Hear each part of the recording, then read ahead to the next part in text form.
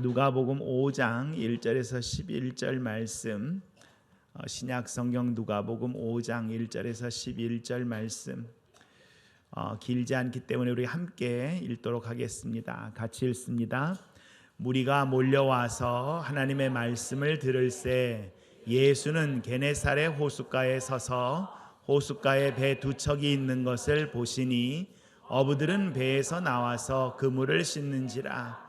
예수께서 한 배에 오르시니 그 배는 시몬의 배라. 육지에서 조금 떼기를 청하시고 앉으사 배에서 무리를 가르치시더니 말씀을 마치심에 시몬에게 이르시되 깊은 데로 가서 그물을 내려 고기를 잡으라. 시몬이 대답하여 이르되 선생님, 우리들이 밤이 새도록 수고하였으되 잡은 것이 없지만은 말씀에 의지하여 내가 그물을 내리리이다 하고, 그렇게 하니 고기를 잡은 것이 심히 많아 그물이 찢어지는지라. 이에 다른 배에 있는 동무들에게 손짓하여 와서 도와달라 하니 그들이 와서 두 배의 채움에 잠기게 되었더라. 시몬 베드로가 이를 보고 예수의 무릎 아래에 엎드려 이르되 주여, 나를 떠나소서, 나는 죄인이로소이다 하니 함께 있는 모든 사람이 고기 잡힌 것으로 말미암아 놀라고 시베대 아들로서 시몬의 동업자인 야고보와 요한도 놀랐습니다. 예수께서 시몬에게 이르시되 무서워하지 말라, 이제후로는 내가 사람을 취하리라 하시니 그들이 배를 육지에 대고 모든 것을 버려두고 예수를 따르니라. 아멘. 하나님의 말씀입니다. 오늘 우리가 함께 읽은 이 말씀은 예수님께서 그의 제자인 베드로를 부르시는 장면입니다. 베드로의 소명이 드러나는 장면이지요. 이 사건을 통하여 저와 여러분도 이 밤에 하나님의 임재 앞에서는 귀한 밤 되기를 간절히 소원합니다. 현대 산업 사회가 계속해서 산업의 발전을 갖고 오면서 물질 문명을 추구하다 보니까 그 병폐로 우리 인간의 몸과 우리 마음이 질적으로 풍요로운 삶을 살지 못하는구나라는 것을 깨닫고 2000년대 들어오면서 웰빙이라는 말을 우리가 썼습니다. 웰빙 다이어트, 웰빙 푸드 하면서 더 나은 삶, 더 복된 삶, 더 행복한 삶, 나쁠 거 없습니다. 이 웰빙이란 말 너무 좋지요. 근데 이 말이 교회 공동체 안에 들어오면서 이 현대 교회의 웰빙 신앙은 우리가 가진 죄에 대해서 이야기보다는 우리는 상처가 있어, 우리는 아픔이 있어, 이걸 좀 더 좋은 삶을 살아가려면 회개를 강조하기보다는 우리는 하나님의 회복이 필요하고 치유가 필요해. 뭔가 틀린 것 같진 않은데, 얼핏 보면 잘못된 것이 없어 보이는데, 성경은 웰빙보다는 거룩한 삶이 무엇이고 온전한 삶이 무엇인가를 우리에게 알려주는 줄 믿습니다.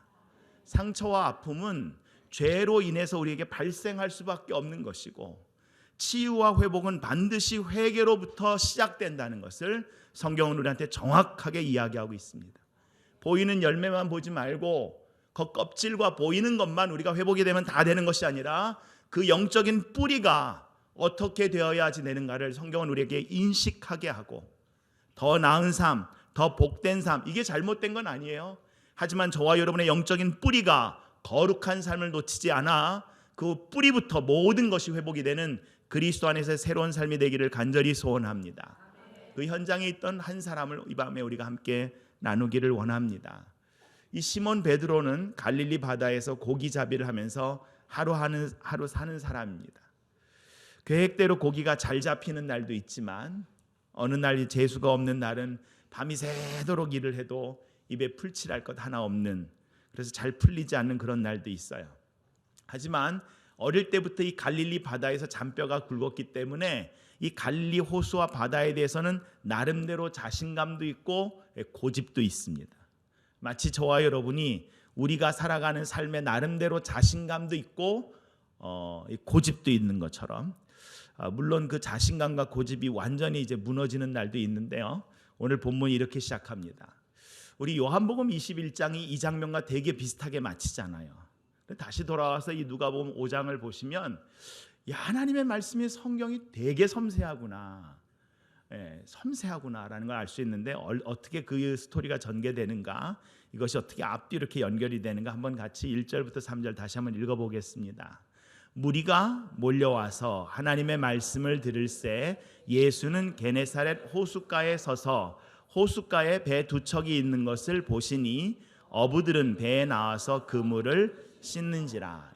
무리가 쭉 예수님의 말씀을, 하나님의 말씀을 들으려고 예수님께 나와서 이제 호숫가에 쫙 앉았어요. 바닷가에, 갈릴리 바닷가에 앉으니까 이 사람들을 어떻게 가르칠까 하다가 예수님께서 갈릴리 바다를 보셨는데 배가 몇 척이 있는 걸 봤어요? 두 척이 있는 걸 보셨어요. 그리고 그 중에 어부들이 배에서 나와서 이제 그물을 씻는 거죠. 아침이기 때문에 밤새 고기잡이를 하고 나서 이제 그것을 정리하고 있는 장면을 보시다가 3절입니다. 같이 읽을까요? 예수께서 한 배에 오르시니 그 배는 시몬의 배라. 육지에서 조금 떼기를 청하시고 앉으사 배에서 무리를 가르치시더니. 이 시몬의 배입니다. 우리가 알고 있는 것처럼 시몬은 밤새도록 고기를 잡으려고 애를 썼지만 아무것도 못 잡은 채로 지금 그물을 씻고 있었어요.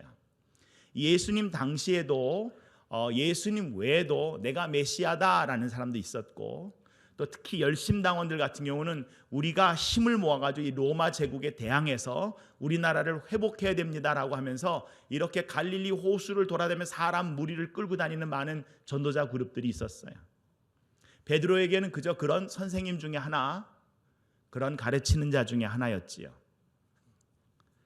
시몬 베드로는 예수님도 그런 사람 중에 하나라고 생각하고 예수님의 설교는 어쩌면 처음에는 기뚱으로 듣고 제일 중요한 게 지금 밤새도록 노력했지만 그물로 아무것도 못 잡은 것 때문에 그물을 손질하고 오늘 저녁에 다시 배를 타고 나가서 오늘 저녁엔 잡힐까? 어느 지역으로 갈까? 이런 것으로 아마 그의 머리가, 그의 마음이 복잡했을 거예요. 그런데 그물을 만지던 손이 멈추게 됩니다. 지금까지 전도자들이 했던 이야기와 수많은 이 로마에 대항하자고 했던 이야기와 예수님의 복음은 뭐가 달라요? 다른 거예요. 저와 여러분의 귀에 하나님의 말씀이 들리기를 간절히 소원합니다. 예수님의 말씀에 푹 빠져드는데 4절에 예수님께서 뭐라 그러시는가 같이 읽어볼까요? 말씀을 마치시고 시몬에게 이르시되 깊은 데로 가서 그물을 내려 고기를 잡으라. 말씀을 마치시자마자 예수님께서 시몬에게 주문을 하십니다. 깊은 데로 가서 그물을 내려 고기를 잡으라 하십니다. 그러자 시몬 베드로가 뭐라고 얘기해요? 5절 같이 읽습니다. 시몬이 대답하여 이르되 선생님, 우리들이 밤이 새도록 수고하였으되 잡은 것이 없지만은 말씀에 의지하여 내가 그물을 내리리이다 하고입니다. 분명히 시몬은요, 자기가 해볼 거 다 해봤다는 이야기를 안 한 게 아니에요. 분명히 예수님께서 깊은 데로 가서 그물을 내려 고기를 잡으라 할 때 그 마음의 갈등이 일어야 안 일어요? 이는 것을 그대로 표현하고 있습니다. 어부 생활의 노하우를 총동원해서 그물을 가지고 이곳저곳 갈릴리 호수를 돌아다녀 봤어요. 왜? 그래야 우리 식구가 사니까. 그러나 결과적으로 아무것도 얻은 것이 없었다는 거예요. 밤새 헛수고했다는 거지요. 노력을 하지 않았다면 누구 핑계를 대겠어요? 밤새 노력한 거예요. 최선을 다한 것입니다. 열심을 다한 거예요. 내가 가진 모든 노하우와 경험을 총동원해서 노력했지만 오히려 우리의 삶에 만족감은 없고 갈증은 더해질 때 마치 나는 많은 걸 갖고 있었지만 그것은 내 손에서 빠져나가는 것처럼 실패한 인생 같다는 느낌이 확 몰려올 때가 있어요. 그때 시몬에게 예수님께서 깊은 데 가서 그물을 내려 고기를 잡으라 하십니다. 분명히 성경은 베드로가 그물을 거의 씻어서 정리한 후라고 말씀하고 있어요. 근데 다시 그 그물 갖고 던지라는 거예요. 오늘 가서 좀 자고 체력을 비축했다가 저녁에 나가는 게 맞고 어부 생활에 잔뼈가 굵은 것이기 때문에 이 오늘 예수님이 주시는 말씀이 베드로에게는 걸리는 게 있어요. 왜? 갈릴리 호수는요, 일반 호수랑 다릅니다. 헐몬산에서 눈이 녹은 물이 내려오는 거예요. 눈이 녹은 물은 찹니다. 그래서 이 눈이 녹은 물은요, 물이 깊은 데 쪽에 가시면 고기가 이 찬 물이니까 조금 얕은 곳으로 물이 나와 있어요. 그리고 지금 밤새도록 고기를 잡았기 때문에 이 아침이 될 때는 이 그물을 내리는 게 아니에요. 왜냐하면 이 얕은 곳으로 나와 있던 이 물고기들이 이제 햇볕이 올라오면서 이렇게 햇볕의 열기가 이제 시작되면 그 빛 때문에 밑으로 깊숙이 들어가니까 그물질을 아무리 깊은 데서 해도 그 그물에 고기가 딸려 올라올 리가 없어요. 갈릴리 호수를 너무 잘 아는 이 사람, 통상적으로 자기가 갖고 있는 모든 원칙이 있어요. 경험이 있어요. 합리적인 이유가 있어요.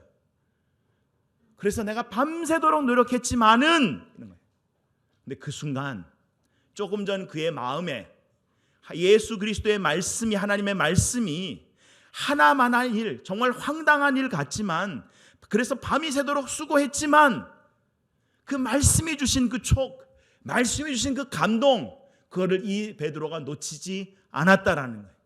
저와 여러분이 설교를 듣거나 기도를 하다가 정말 하나님이 주시는 감동이 있는데, 중요한 건 그 감동을 놓치지 않는 이들에게 복이 있을 줄 믿습니다.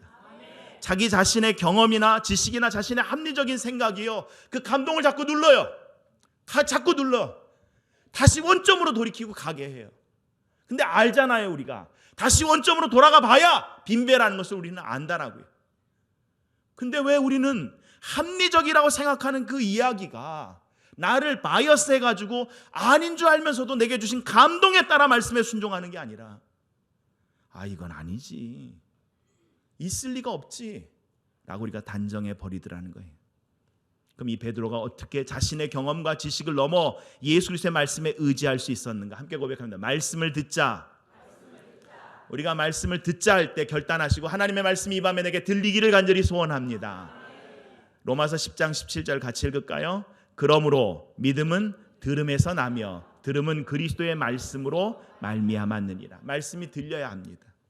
이 말씀이 우리에게 지식만 줘서는 이 말씀이 나의 심령을 갖다가 흔들어야 되는데, 이거 흔들지 않고 그냥 내게 채우면 그렇구나, 성경이 이렇구나, 이런 구조구나, 이렇게 얘기하고 있구나, 좋지만 정말 내 삶의 안타까운 현실과 맞부딪힐 때는 그 말씀이 아무런 능력이 없다는 것을 우리가 얼마나 많이 체험하게 돼요.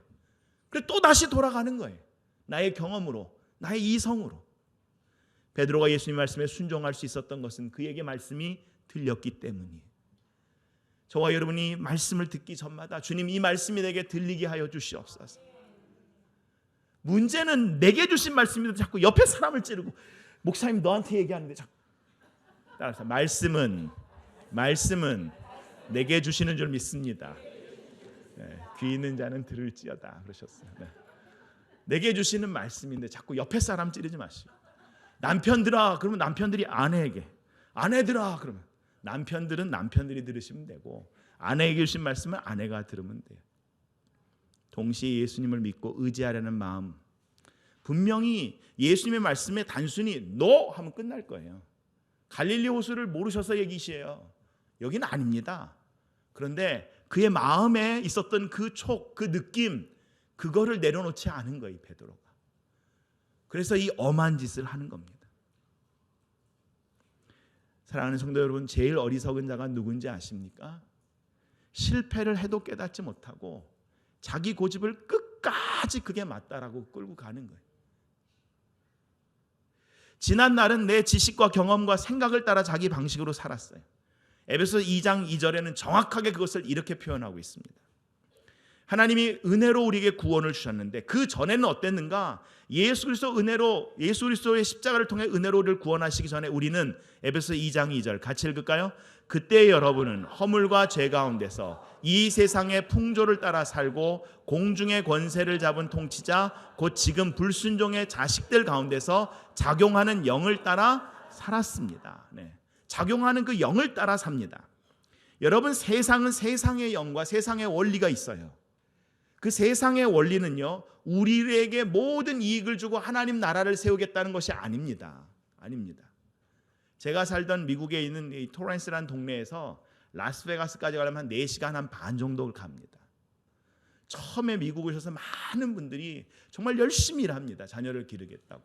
그러다 조금 안정이 돼서 집을 사고 비즈니스를 구입하게 되면 주말에 자신이 노력했던 그 10여 년의 세월을 보상받기 위해서 토요일날 저녁이 되면 가게 문을 닫자마자 4시간 반을 운전하고 달려가서 24시간 동안 라스베가스에서 그 슬롯머신이라든지 갬블 하다가 주일 저녁이면 다시 돌아와서 월요일 날 아침에 가게 문을 다시 엽니다.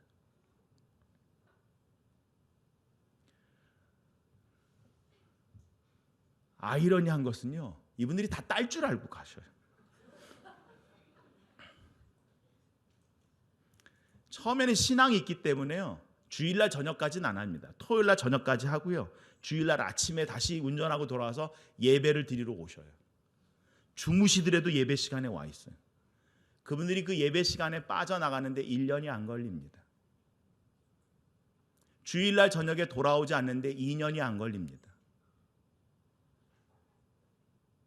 세상은요, 우리한테 뭔가 기쁨을 주고 뭔가 어떤 원칙을 주고 우리에게 이래도 괜찮아라고 하는 것 같아요. 아니요, 우리를 사람 취급 안 하는 겁니다. 하나님의 형상으로 창조됐다고 생각하지 않아요. 이익을 위해서는 사람이건 뭐건 간에 상관하지 않습니다.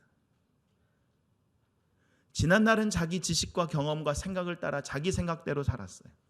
나름대로 합리적이라고 생각합니다.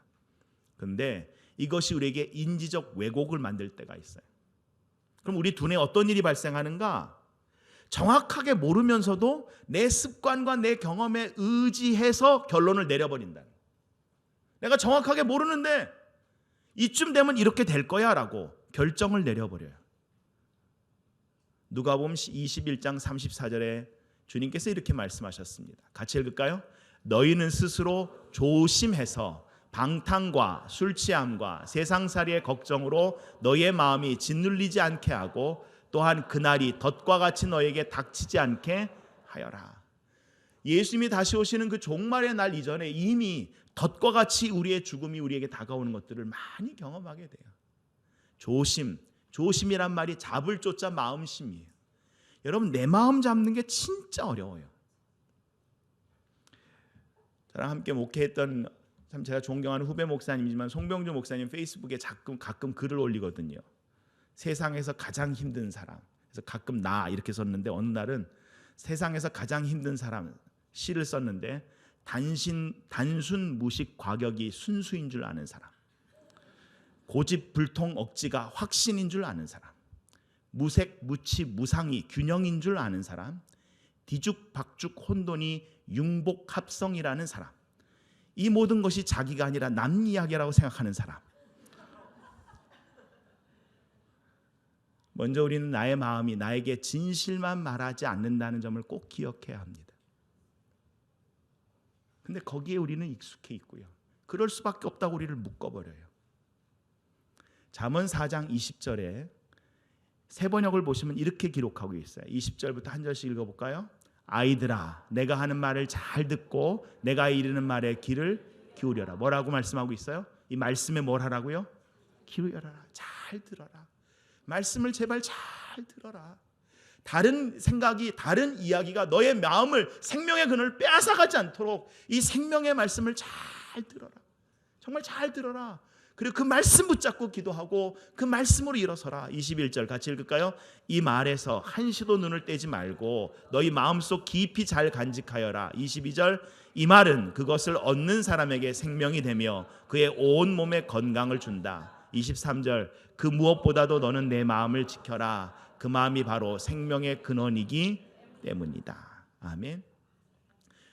미국에 있는 미래학자 중에 한 명이죠. 경영에 대해서 썼던 피터 드러커는 미래를 예측하는 가장 좋은 방법은 미래를 만들어가는 것이다 그랬어요. 우리가 미래를 만들어가면 미래를 예측할 수 있다라는 거예요. 여러분, 우리가 미래를 만들어가지 않으면서 누가 우리 다음 세대를, 우리의 미래를 만들어주겠지? 어림없습니다. 기도하는 이들이, 하나님의 나라를 꿈꾸는 사람들이, 우리의 통일 세대가 어떻게 되겠다는 분명한 가치와 기준을 갖고 있는 사람들이 미래를 빚어나가는 그러한 우리 공동체가 되기를 간절히 소원합니다. 나이가 들어갈수록 몸의 변화는 생각의 변화를 가져오게 되어 있어요. 몸은 예전 같지 않기 때문에 새로운 정보를 찾아서 책이라도 읽으려면 침침해지고 오히려 스트레스만 받는 것이 현실처럼 느껴집니다. 그러다 보면 나의 미래에 대한 생각은 죽음인데 이렇게 인식이 교차하게 되는데요. 아닙니다. 아니에요. 저희 학교에 피터 드러커가 교수로 계셨어요. 경영학과가 그래서 피터 드러커 스쿨인데요. 나이가 많이 드신 그분을 제가 만났을 때는 이미 경영학부를 떠나가지고 이분은 평생에 나중에는요, 이분이 미술사학을 공부했어요. 90세가 넘어서. 그래서 93세 UCLA에 미술 역사 교수로 취직을 다시 했어요.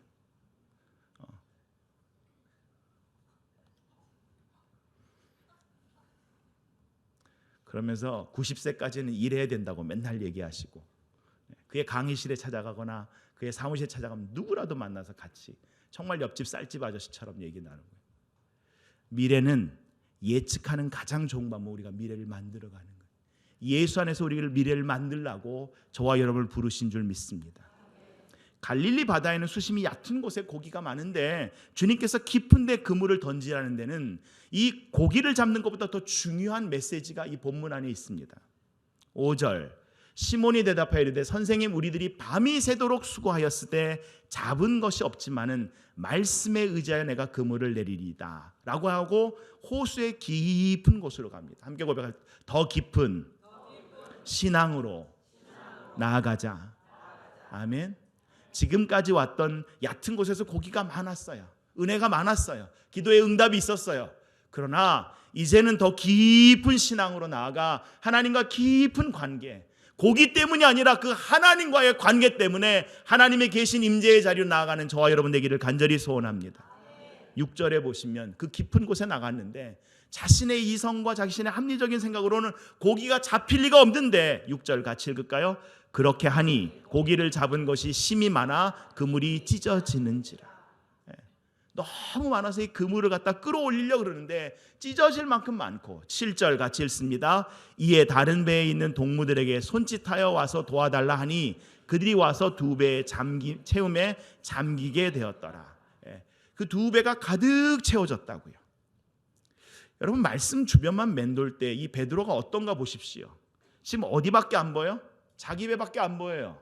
빈 배밖에 안 보여요. 근데 오늘 본문 시작할 때 예수님 이미 갈릴리 바다에 배가 몇 대 있는 걸, 몇 척 있는 걸 보고 시작하셨어요. 2척 있는 거 보고 시작하셨어요.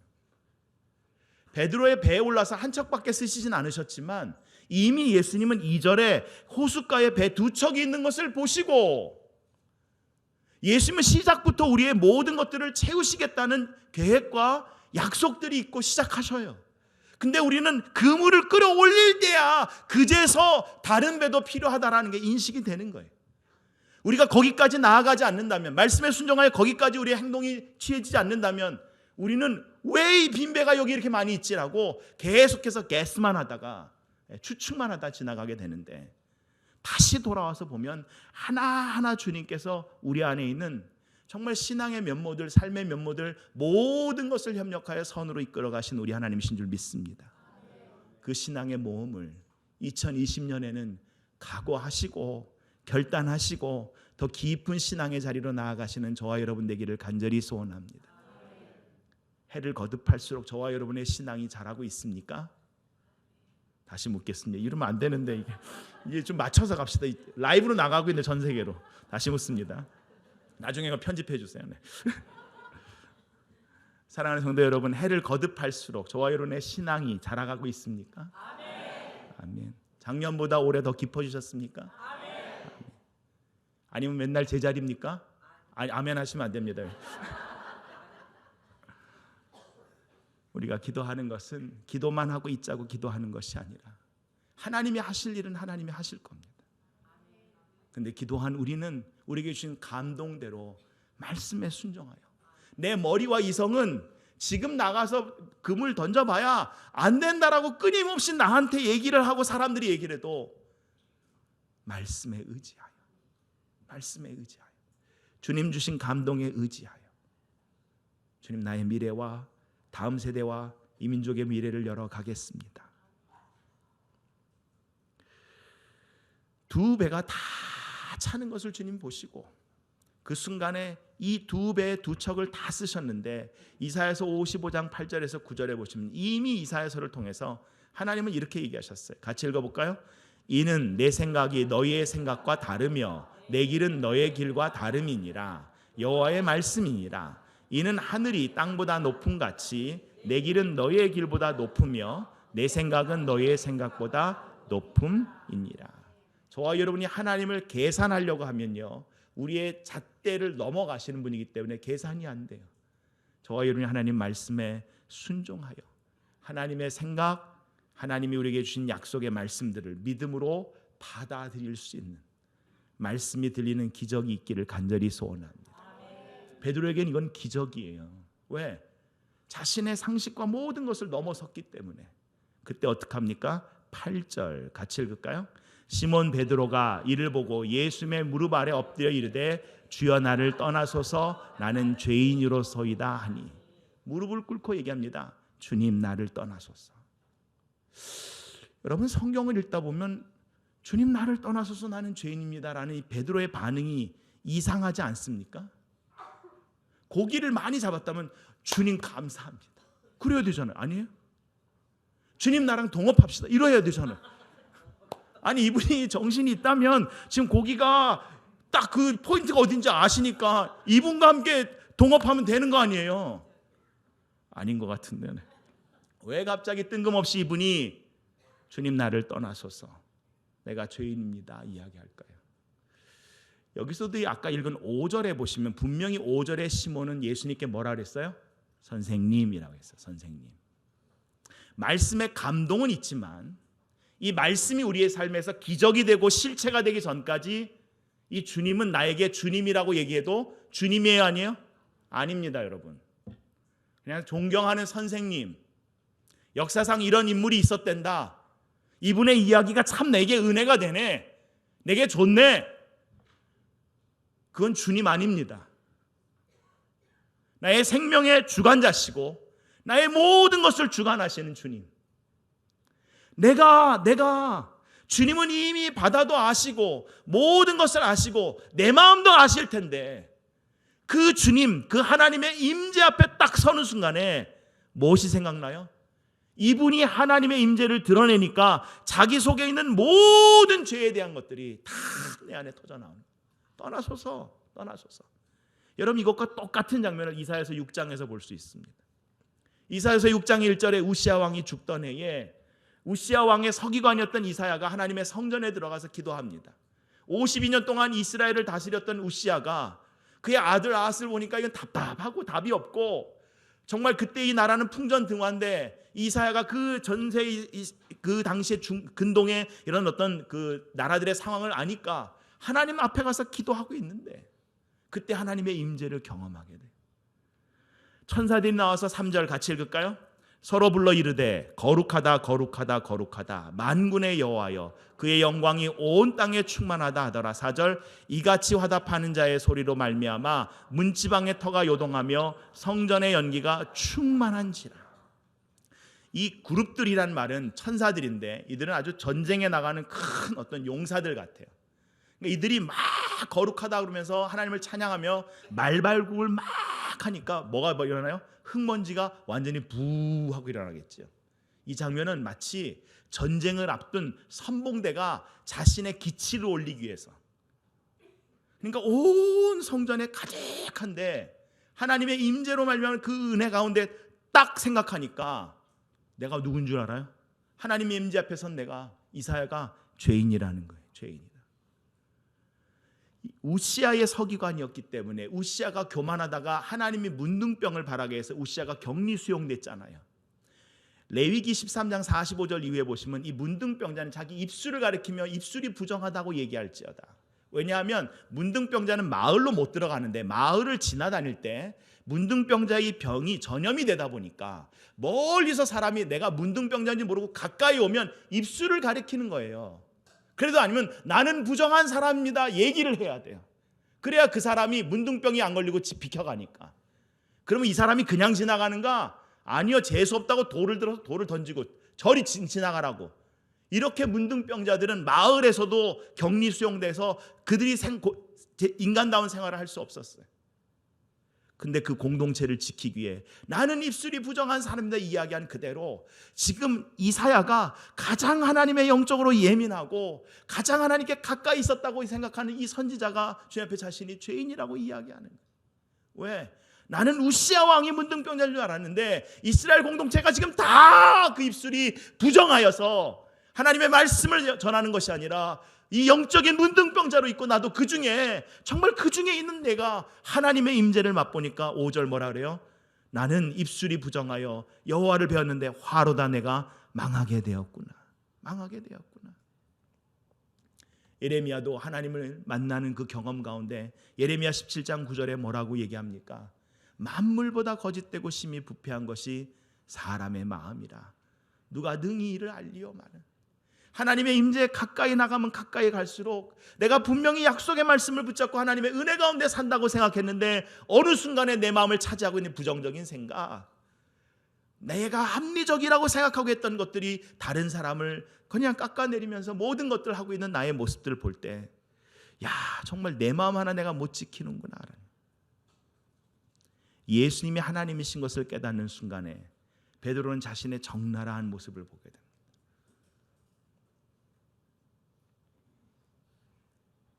이사야처럼 나는 죄인입니다. 바닷속뿐만 아니라 내 속을 다 아시는 주님.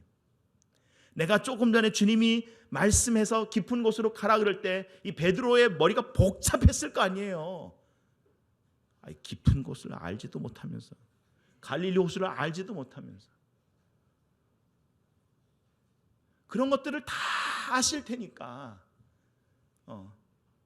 도대체 이분이 누군가 라고 하면서 그 앞에서 하나님의 임재를 경험하자마자 떠나십시오. 떠나십시오.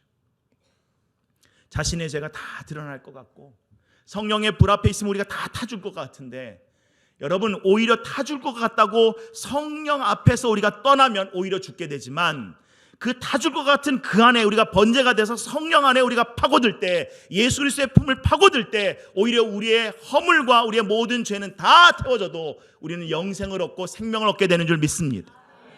그게 기도의 자리. 이 밤에 저와 여러분이 예수 그리스도의 임재, 하나님의 임재 앞에 나가기를 간절히 소원합니다. 많은 사람들은 이 고기가 관심이 있어요. 요한복음은 153마리라 그랬는데 누가복음은 그물이 찢어지게 됐는데 몇 마리냐 이런 거, 아니면 이 다음에 이 고기는 도대체 누가 먹은 이런 거. 많은 성도들이 예수 믿고 복받고 자신의 문제가 해결되는 일에는 관심이 많은데요, 물론 우리 예수님이요 우리의 삶의 현실을 아시고 관심을 가지시고 우리에게 복을 주세요. 우리가 사람인지라 떡을 먹어야 사는 줄을 아셔요. 하지만 사람이 떡으로만 사는 게 아니고 하나님의 말씀으로 산다는 것도 아시기 때문에 떡만으로 살려고 하는 우리를 흔드시는 거예요. 다른 거 아니에요. 더 깊은 곳으로 나아가 너를 사랑하고 너를 있는 그대로 받아주는 이 하나님과의 더 깊은 자리로 가라. 은혜는 받는데 또다시 돌아와서 선택할 때는 영적인 뿌리가 나의 합리적인 것, 영적인 뿌리가 우리의 유불리에 따라서 또 결정하잖아요. 그곳에 그물을 던지라는 거예요. 주님, 내가 죽게 되었습니다 라고 할 때 이사야서 기자를 통해 보면 이사야서 6장 6절 뭐라고 되어 있습니까? 하나님 앞에 죽을 것 같고 정말 그 자신의 죄 때문에 하나님 앞에 회개하는 그에게 6절과 7절 같이 읽을까요? 그때에 스랍 중에 하나가 부젓가락으로 제단에서 집은 핀 숯을 손에 가지고 내게로 날아와서 7절 그것을 내 입술에 대며 이르되 보라 이것이 내 입에 닿았으니 내 악이 제하여졌고 내 죄가 사하여졌느니라 하더라. 성령의 불은 이 시뻘건 부젓가락으로 입술에 대는 것은 입술을 태우겠다는 것이 아니라 오히려 우리 안에 있는 죄를 도말하고 하나님의 자녀로서의 우리 안에 사죄의 확신을 갖고 그 자녀로서 살아가라라고 하나님 우리에게 약속을 주시는 줄 믿습니다. 요한복음 3장 16절과 17절 이렇게 말씀하셔요. 같이 읽을까요? 하나님이 세상을 이처럼 사랑하사 독생자를 주셨으니 이는 그를 믿는 자마다 멸망하지 않고 영생을 얻게 하려 하심이라. 17절 하나님이 그 아들을 세상에 보내신 것은 세상을 심판하려 하심이 아니요 그로 말미암아 세상이 구원을 받게 하려 하심이라. 그때부터 진정한 하나님과의 사귐이 시작되는 줄 믿습니다. 이 사귐이 뭐예요? 이게 기도예요. 우리가 원하는 것만 하나님께 부르짖는 게 기도가 아니라 그 하나님의 임재가 우리 안에 훅 들어와서 그 하나님과 소통하는 그 자리가 기도가 되고 십자가의 은혜를 통하여 담대하게 하나님의 임재 가운데 나가는 것. 우리 안에 먼지가 있지요. 죄가 있지요. 근데 주여 내가 죄인입니다. 나를 떠나소서라고 할 때 오히려 날마다 죄와 싸우고 있는 나의 그 간절한 고백이 우리 영성의 근거가 돼서 오히려 하나님께서 우리 안에서 하나님의 사죄와 용서와 능력을 주시며 거룩의 삶을 살아가게 하시는 그 자리. 그래서 그 은혜의 바다로 더 깊이 나아갈 때 어두운 줄 알았던 터널을 통과하고 주님과 함께 다시 빛 가운데 나를 세우는 그 자리, 하나님과의 진정한 사귐이 시작되는 이 밤 되기를 간절히 소원합니다. 그 일이 벌어지자 베드로만 놀라는 게 아니에요. 우리 9절과 10절 한번 같이 볼까요? 이는 자기 및 자기와 함께 있는 모든 사람이 고기 잡힌 것으로 말미암아 놀라고, 10절, 세베대의 아들로서 시몬의 동업자인 야고보와 요한도 놀랐습니다. 예수께서 시몬에게 이르시되 무서워하지 말라, 이제 후로는 내가 사람을 취하리라 하시니. 마가복음 사람 낚는 어부가 되겠다, 마태복음 그렇게 말씀하시잖아요. 이제 후로는, 이제 후로는, 이 말은 뭐예요?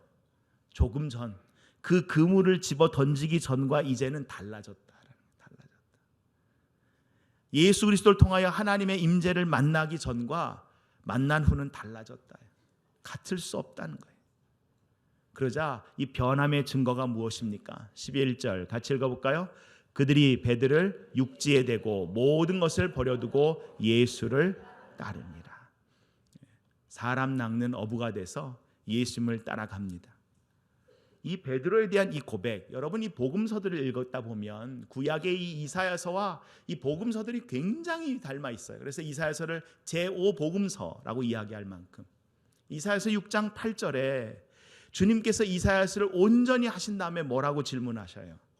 내가 또 주의 목소리를 들으니 주께서 이르시되 내가 누구를 보내며 누가 우리를 위하여 갈고 하시니 그때에 내가 이르되 내가 여기 있나이다, 나를 보내소서, 나를 보내소서. 우리의 비즈니스가 잘 되고 우리의 가정이 건강하고 우리의 시야가 우리 가정에서 우리 이웃으로 넓혀가는 것 좋지요. 근데 하나님께서 저와 여러분을 부르신 목적은 그게 다가 아니라는 것이에요. 이 땅 가운데 하나님의 나라가 이루어지지 않으면 한두 가정 회복되고 한두 마을 회복되는 거 가지고 다시 세상의 시스템은 또 그거 바꿔낸다라는 거예요. 저와 여러분이 은혜를 받고 난 뒤에도, 정말 성령의 임재를 체험한 뒤에도, 하나님의 임재를 두렵게 떨리게 경험한 뒤에도 우리의 삶에서 또 다른 문제 갖고 고민할 때 갈등이 되던가요? 갈등이 안 되던가요? 갈등 되잖아요. 육체를 벗기 전까지는 이 갈등에서 자유로울 사람은 아무도 없잖아요.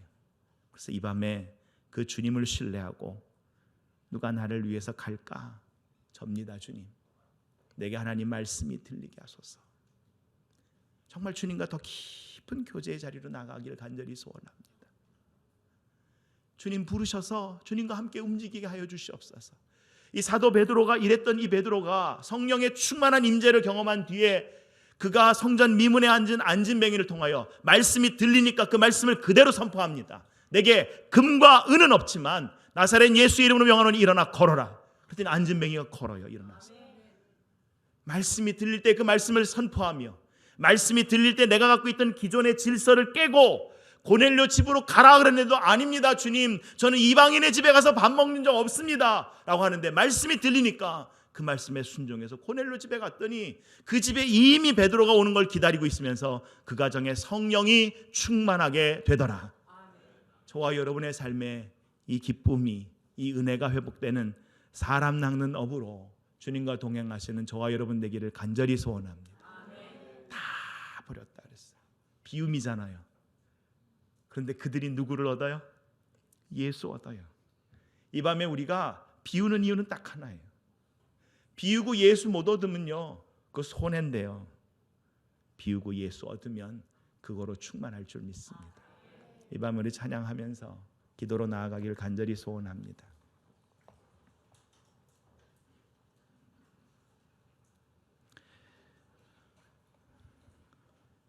여기서 주님께서 헬라어 원문으로 보시면 해변에서 좀 더 먼 곳으로 가라, 먼 곳으로 가라, 떨어져라 이렇게 말해요. 떨어져라. 익숙한 환경에서 좀 떨어져라. 과감하게 좀 떨어져라. 우리의 삶의 권태가 왜 왔는가? 그것은 우리의 익숙함을 놓치지 않으려고 더 익숙하게 만들고 익숙하게 만들고, 우리가 선택한 사회의 어떤 시스템이나 회로가 우리의 편견과 습관에 의해서 만들어놨는데 그것이 우리를 이렇게 가로막게 되는 프레임화 시켜버렸어요. 우리도 모르는 사이에 우리의 몸에 채직된 편견과 습관에 우리가 안주하게 돼요. 주님 말씀이 들리게 하시고,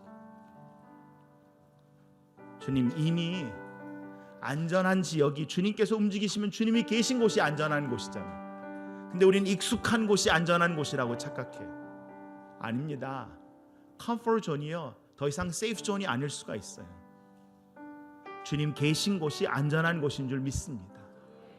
내 안에 그 촉이, 내 안에 그 영적인 부르심이 이 밤에 주님과 함께 결단하면서 정말 기도만 하는 것이 아니라 기도의 결과로 주님과 함께 더 깊은 자리로 나아가는 우리가 되기를 간절히 소원하오니 주님 저희를 붙잡아 주시옵소서. 이 시간 우리 찬양하면서 같이 나갑니다.